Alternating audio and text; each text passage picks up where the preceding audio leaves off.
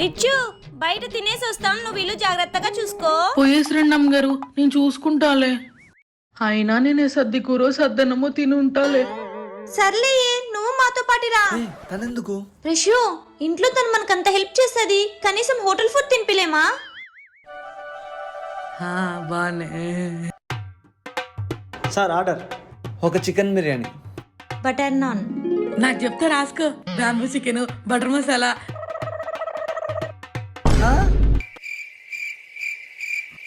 ఓ మేం పేదోళ్ళం కదా, ఇన్ని ఆర్డర్ చేయకూడదు కదా. యాదో పెరుగన్నం పెట్టండి అమ్మా, తినిపోతాం. పర్లేదులే,